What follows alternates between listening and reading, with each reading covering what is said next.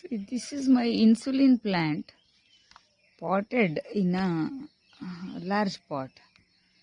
It is growing out of the pot. It's like this.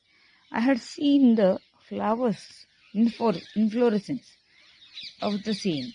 Many were here, and the flower was something like purple, and every day one petal, this thing used to come out of this place. But what has happened today, what is seen, observed by me is this. Oh, what is this? This is not the regular inflorescence that I had seen. I mean to say, inflorescence is this, but never had I seen something like this coming out in yellow color before. Look at this. Oh, does anybody have any info about it?